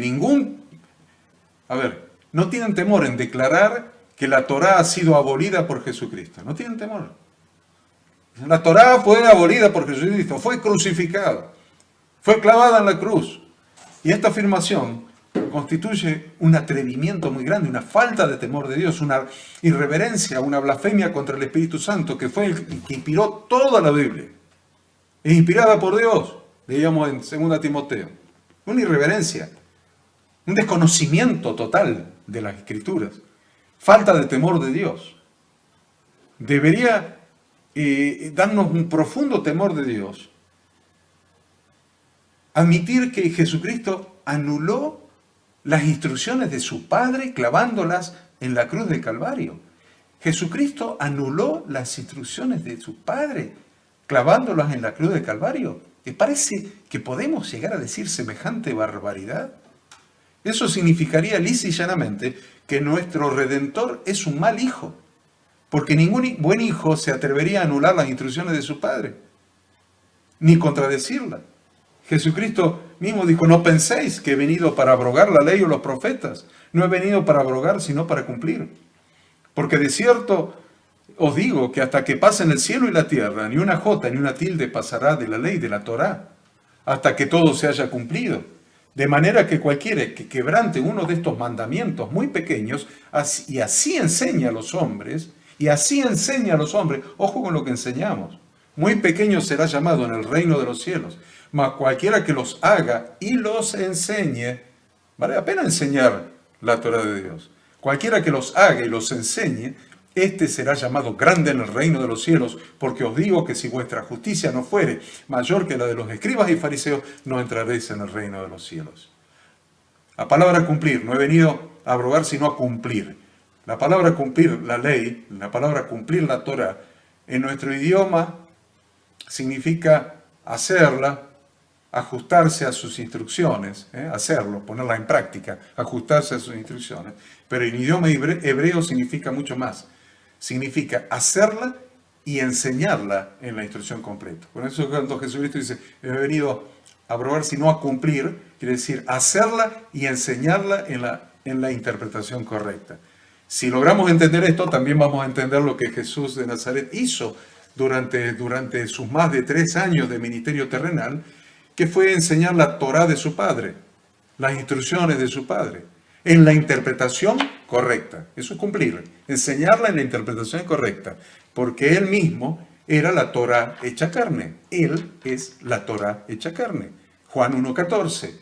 Y aquel verbo fue hecho carne y habitó entre nosotros. Se lo voy a decir, cambiar verbo, que viene de la palabra logos, pero viene de la palabra Torá. Y aquella Torá fue hecha carne y habitó entre nosotros y vimos su gloria, gloria como del unigénito del Padre, lleno de gracia y de verdad. Era el verbo hecho carne, entonces era la Torá hecha carne. Jesucristo es la Torá de su Padre, la Torá de Yahweh hecha carne. Por eso a él lo llamaban rabí, maestro, rabí, porque enseñaba la Torá de su Padre. Era un rabino de Torá. Y cuando en Juan 17:4, yo te he glorificado en la tierra, dice Jesús, cuando está orando al Padre. He acabado la obra que me diste que hiciera. Y ya hemos dicho que la obra que había acabado hasta ese momento, antes de ir a la cruz, hasta ese momento, era enseñar la Torá de su Padre en su correcta interpretación. Y sigue en el versículo 6. He manifestado tu nombre a los hombres que del mundo me diste. Tuyos eran y me los diste y han guardado tu palabra. Me encantó eso, miren. Dice, he manifestado tu nombre a los hombres que del mundo me diste. Tuyos eran y me los diste y han guardado tu palabra. ¿Qué hizo Jesucristo con esos hombres? Le enseñó la palabra de su Padre, le enseñó la Torá de su Padre. Y dice, me los diste y yo le enseñé la Torá y ellos han guardado la Torá. Ahora han conocido de todas las cosas que me has dado, que todas las cosas que me has dado proceden de ti, porque la palabra que me diste les he dado. Y ellos la recibieron y han conocido verdaderamente que salí de ti y han creído que tú me enviaste. Yo les he dado tu palabra. Lo vuelvo a decir tantas veces en el versículo 14. Eso, Yo les he dado tu palabra. Y el mundo los aborreció porque no son del mundo, como tampoco yo soy del mundo. El 17. Santifícalos en tu verdad. Tu palabra es verdad. Santifícalos en tu verdad. Tu palabra es verdad. Como tú me enviaste al mundo, así yo los he enviado al mundo. Y ahí tenemos un problema nosotros. Yo los he enviado al mundo, como tú me enviaste a mí al mundo. Para que acabara la obra, Señor, Padre, he acabado la obra que me diste para que hiciera. Ahora, como me enviaste a mí, para que haga esa obra, ahora yo los envío a ellos para que hagan esa obra. Entonces, todos los siervos de Dios deberíamos entender claramente lo expresado en el versículo 18, sabiendo que Jesucristo nos ha enviado al mundo para enseñar la Torá de su Padre. Jesucristo nos ha enviado al mundo para enseñar la Torá de su Padre, porque este es el reino de Dios. El reino de Dios es un lugar donde se hace la perfecta voluntad de Dios.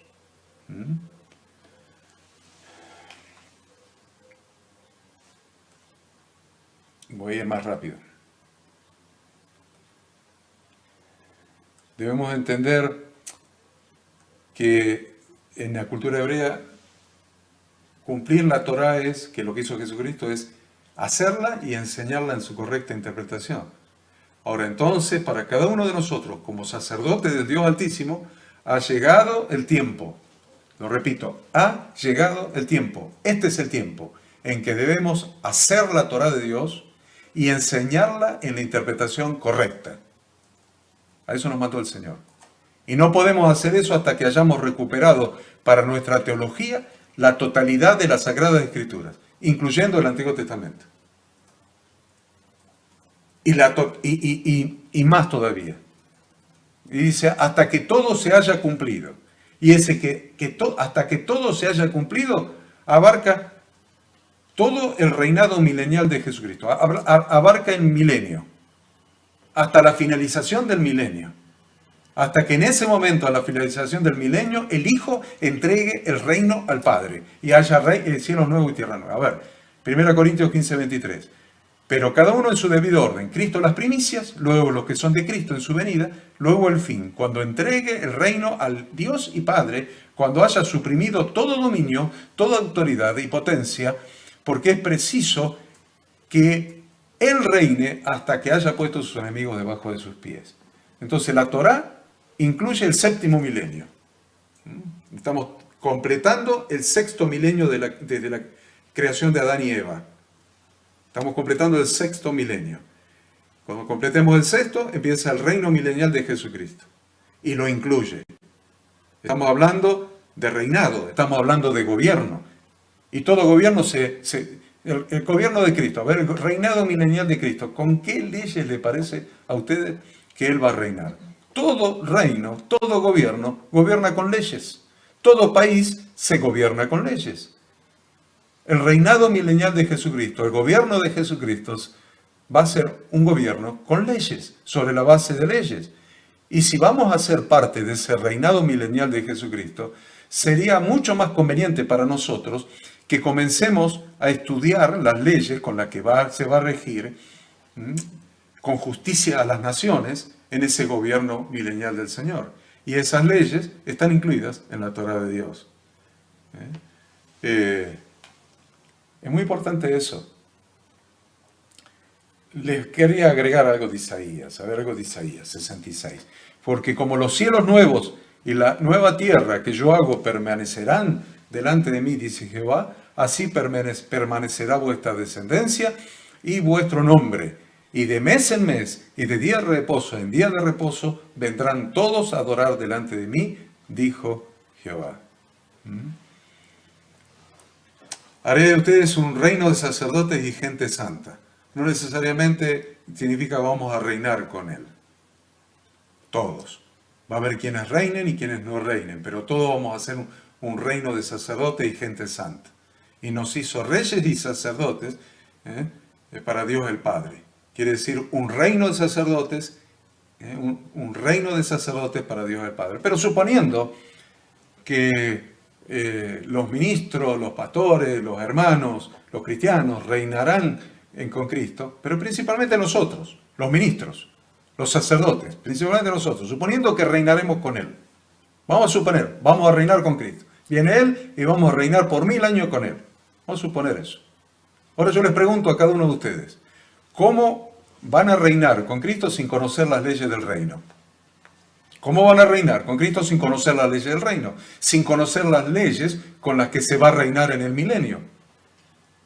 Esto les demuestra que si piensan reinar sin conocer profundamente las leyes del reino con las que se va a reinar, están siendo engañados por una falsedad ilusoria.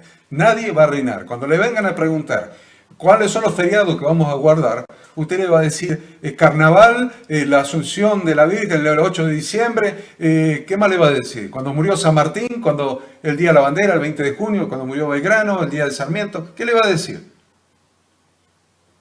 Si usted no conoce cuáles son los días feriados para Dios. Es fácil, Es Levítico 23. Ahí están los días feriados para Dios. Esos van a ser los días feriados en el milenio, no va a haber otro, no va a haber carnaval en el milenio. Esos van a ser los días feriados en el milenio, Levítico 23.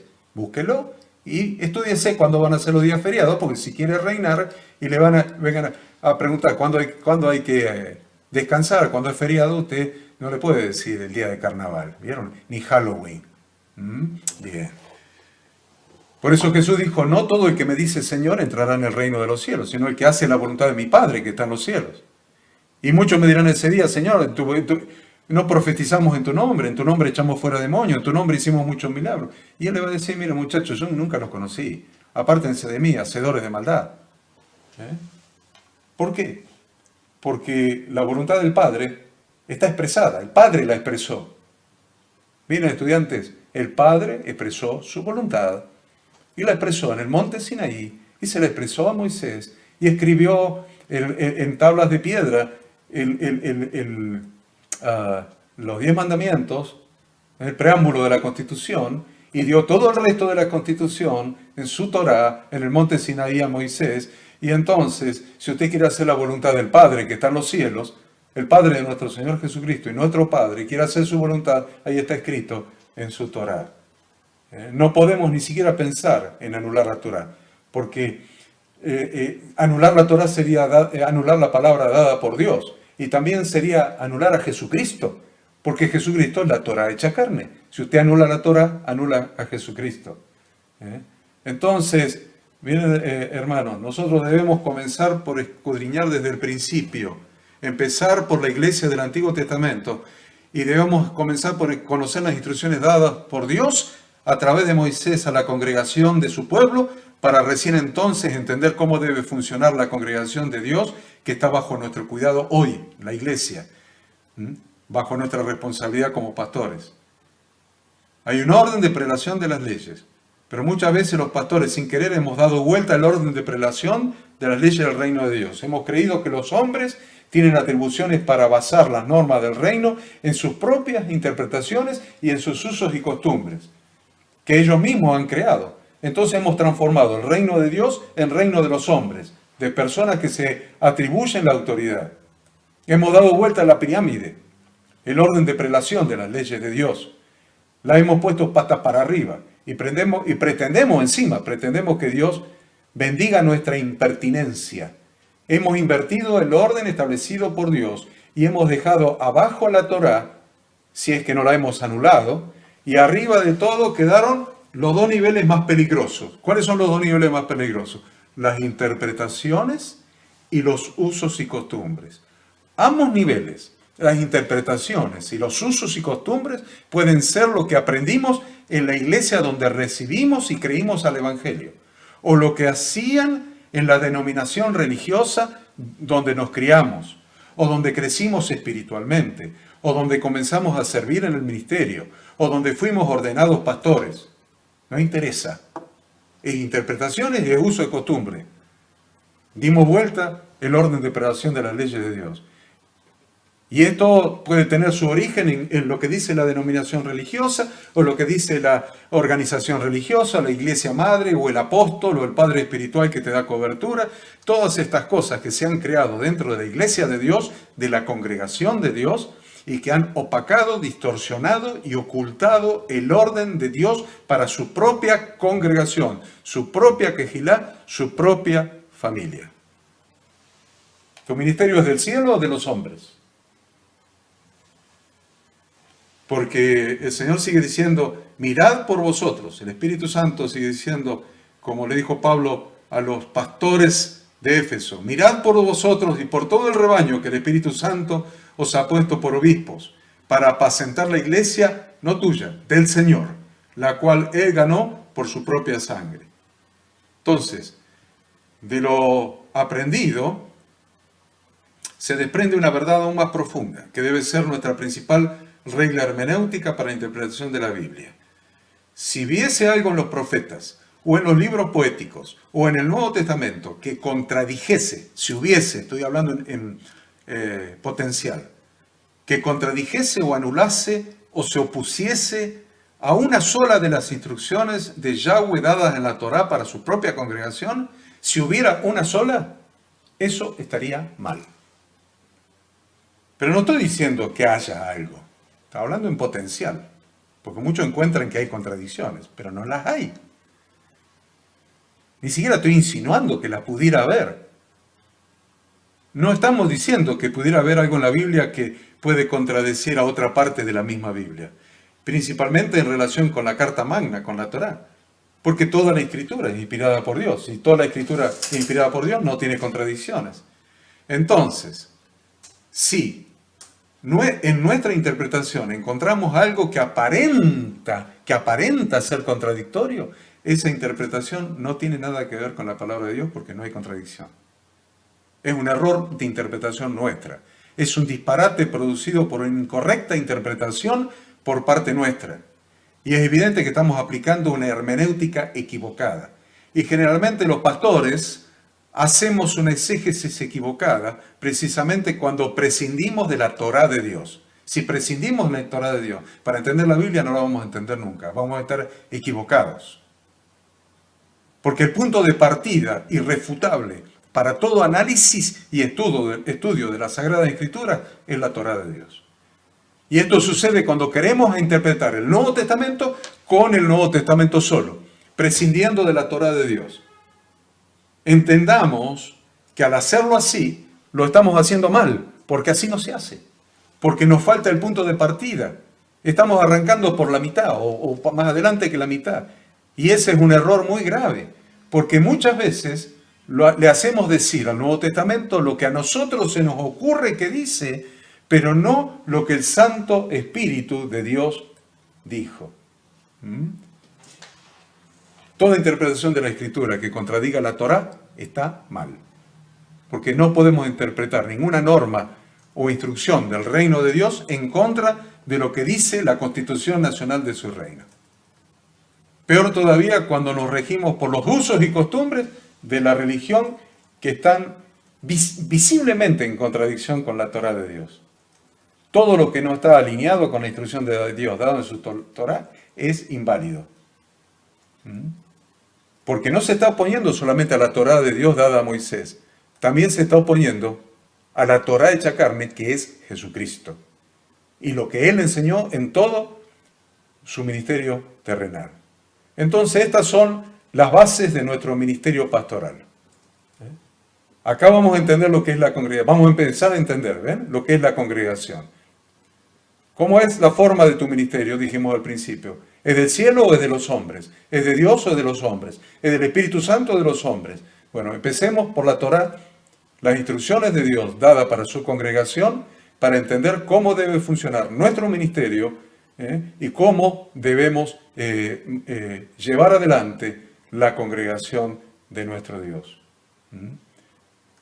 Entonces, comenzando a entender la forma y funcionamiento bíblica de la iglesia, vamos a entender a qué llamamos reunión congregacional.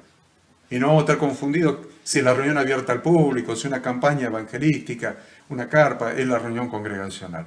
La reunión congregacional es cuando está el pueblo de Dios reunido.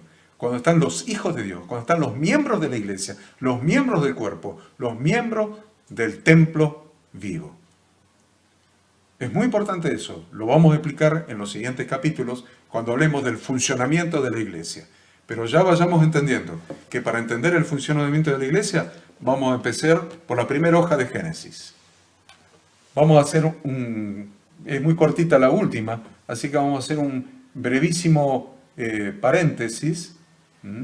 Vamos a hacer un brevísimo paréntesis para poder cambiar el agua del mate. 3 minutos, no 5, 3 minutos para cambiar el agua del mate. Miren qué interesante, capítulo 13, beneficios de pertenecer a la iglesia, beneficios de pertenecer a la familia de Dios. Este es el tema. Y va a ser rápido esto, tengo 10 minutos para resolverlo, así que me va a alcanzar perfectamente estos 10 minutos. ¿Por qué? Porque lo que sucedía cuando Dios le da la libertad a su pueblo, ¿vieron? La congregación empieza en el Antiguo Testamento. Y se menciona por primera vez, dijimos en Éxodo, así que en Éxodo Dios le da libertad al pueblo, lo saca de la esclavitud de Egipto, la esclavitud del pecado, la esclavitud de Satanás, la esclavitud de Egipto. Ahora, es muy interesante que los hace cruzar el Mar Rojo, los saca a través de la sangre del Cordero, lo hace cruzar el Mar Rojo en seco, y lo lleva hasta el pie del monte Sinaí. Y en el monte Sinaí, la Escritura es muy clara cuando dice que no solamente había hebreos miembros de las 12 tribus de Israel, sino que al pie del monte Sinaí llegaron muchos extranjeros que salieron con ellos de Egipto. Muchos extranjeros que salieron con ellos de Egipto. Y la gente no hace tonterías. No hace tonterías por nada, ni para nada. La gente, si va a un lado, porque obtiene un beneficio.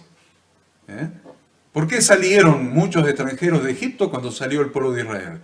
Por los beneficios. Usted dice, ¿cuáles eran los beneficios?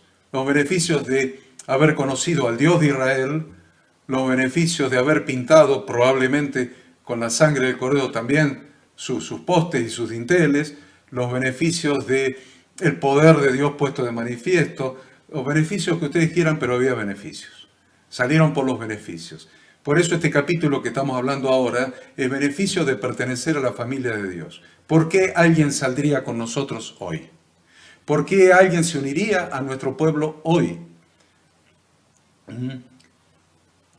Salieron muchos extranjeros que se unieron a Israel y se fusionaron con Israel. No hubo una ley diferente para los hebreos, diferente de los extranjeros. Se fusionaron, se convirtieron en un solo pueblo.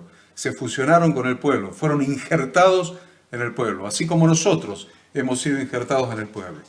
Salieron por los beneficios. Y nosotros tenemos que tener muy en claro cuáles son los beneficios que obtendrían los incircuncisos, los gentiles, espiritualmente hablando, para pertenecer, para unirse, para injertarse en la iglesia, en nuestra iglesia, en la iglesia a la que nosotros pertenecemos y las cuales lideramos. ¿Cuáles serían los beneficios? Esto es lo que trata este capítulo.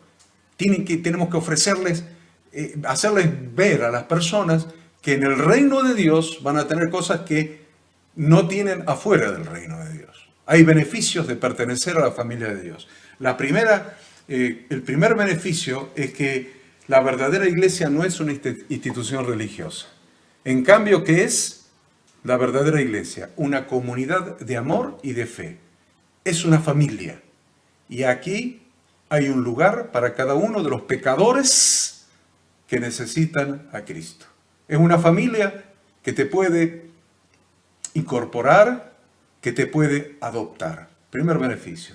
Segundo beneficio, aquí en esta familia, en esta congregación, vas a encontrar el apoyo y el aliento que necesita tu vida para continuar adelante, para ir hacia la meta, hacia el blanco. Acá vas a encontrar consejo bíblico para superar cualquier dificultad que se te presente. Vas a tener la palabra de Dios para cualquier dificultad. Acá vas a recibir palabra de Dios de aliento para llegar, seguir y continuar, exhortación, aliento para continuar en un correcto caminar. Acá vas a recibir el cuidado espiritual de hermanos capacitados y con vocación de servicio. Hermanos capacitados. Miren lo que estoy diciendo, Estoy hablando de ustedes que están estudiando. Hermanos capacitados y con vocación de servicio. En tercer lugar, en la familia de Dios tenés un lugar para descubrir y usar tus talentos para servir a Dios y para servir al prójimo. Un lugar para descubrir tus talentos, no para estar sentado en un banco 10 años mirándole la nuca al que está delante. Eso no es el modelo bíblico, pero no importa, ya lo vamos a aclarar. Aquí vas a recibir, entonces vas a tener un lugar para descubrir y usar tus talentos para servir a Dios y para servir al prójimo. Eso le llamamos ministerio. En cuarto lugar, aquí conocerás al Dios de la Biblia. Acá no te vamos a hacer conocer un ídolo, o un demonio, o un diablo bueno, o un Dios extraño. Acá vas a conocer al Dios de la Biblia porque te lo vamos a presentar Biblia en mano. Biblia en mano, conocerás al Dios de la Biblia. Conocerás de ese Dios que Dios te ama. Fundamentalmente vas a conocer que Dios te ama.